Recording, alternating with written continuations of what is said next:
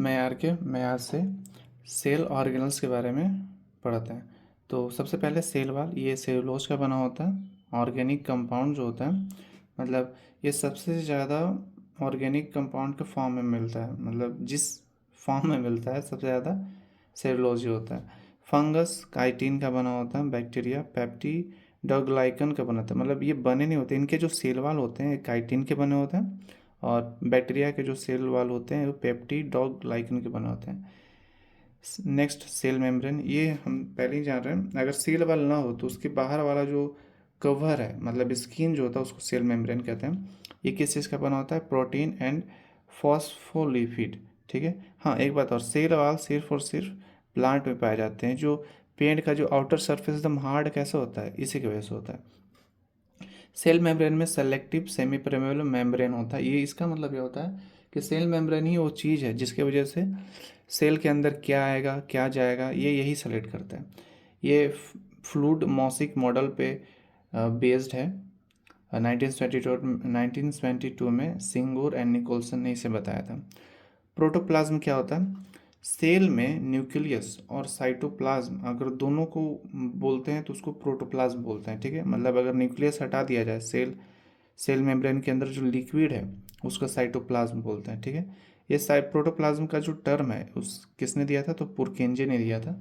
Thomas एक्सले ने बोला था कि ये जीवन की आधार है, मतलब भीतरी आधार। मतलब अगर ये प्रोटोप्लाज्म नहीं रहेगा तो फिर कोई काम ही नहीं होगा, कोई अस्तित्व ही नहीं रहेगा। माइटोकॉन्ड्रिया क्या होता है? इसमें पहला बात तो सेल मेम्ब्रेन दोनों तरफ दो होते हैं, मतलब डबल सेल मेम्ब्रेन, एक सेल मेम्ब्रेन फिर उसके ऊपर सेल मेम्ब्रेन। ये माइटोकॉन्ड्रिया होता है। ये बाहर जो है, यहाँ थोड़ा सा मैंने टर्म गलत कर दिया। ये वाला सिट्रिक्स ये होता है, ये वाला नहीं। ये क्रिस्टेक होता है, क्रिस्टिया। एंड उसके अंदर जो लिक्विड होता है वो मैट्रिक्स होता है। और ये जो न्यूक्लियस होता है, मतलब माइटोकॉन्ड्रिया खुद का न्यूक्लियस आप बोल सकते हैं। सिंगल सर्कुलर डीएनए होता है, 20 एज राइबोसोम होता है। ठीक है। कुछ ऑर्गेनल्स होते हैं उनमें डबल सेल मेम्ब्रेन होता है, तो नाम याद रख सकते हैं। एमएनसी मल्टीनेशनल कंपनी मतलब ऐसे एग्जाम्पल में, तो एम से माइटोकॉन्ड्रिया, एन से न्यूक्लियस, एन सी से क्लोरोप्लास्ट। ऐसे ऑर्गेनल जिसमें सेल मेम्ब्रेन होते ही नहीं है, तो न्यूक्लियस के अंदर एक न्यूक्लियोलस होता है, उसमें नहीं होता है। सेंट्रोसोम में नहीं होता है, एंड राइबोसोम में नहीं होता है। माइटोकॉन्ड्रिया का power house of the cell कहते हैं। ये क्या करता है? जो हमारे बॉडी के अंदर ग्लूकोज जाता है उसको एनर्जी में कन्वर्ट करता है। हर सेल के अंदर होता है। तो ग्लूकोज प्लस ऑक्सीजन जो हम सांस के द्वारा लेते हैं, सेल में जाकर कार्बन डाइऑक्साइड, वाटर और एनर्जी में निकल जाता है। ठीक है। एनर्जी किस फॉर्म में होता है? तो एटीपी के फॉर्म में, एडिनोसिन ट्राइफॉस्फेट। ठीक है। ये कैटाबॉलिक रिएक्शन है, मतलब टूटना इसको बोलते हैं। क्या बोलते हैं? बहुत सारे कंपाउंड मिलकर, और ये एक बड़ा कंपाउंड है उसको तोड़ना छोटे छोटे में, इसको कैटाबॉलिक, इस सिंपली समझ सकते हैं। अगर एक ग्लूकोज हमारे बॉडी में, मतलब सेल में, इस सेल के अंदर हो रहा है, याद रखिएगा सेलर रेस्पिरेशन है, सेल के अंदर अगर हो रहा है तो 38 एटीपी बनता है। एनाबॉलिक रिएक्शन क्या होता है? एनाबॉलिक रिएक्शन का मतलब होता है छोटे छोटे चीज़ मिलकर बड़ा बनाना। जैसे कि कार्बन डाइऑक्साइड, वाटर जब मिलते हैं प्लांट के अंदर तो क्या बनता है? ग्लूकोज बनता है एंड ऑक्सीजन प्रोड्यूस होता है। फिर आता है माइटोकॉन्ड्रिया जो होता है। अगर उसमें सेल मेम्ब्रेन रिमूव कर दिया जाए, जो बाहर वाला हम जस्ट पीछे वाला पेज पे जो सेल मेम्ब्रेन अगर हटा दिया है तो इसको माइटोप्लास्ट बोलते हैं।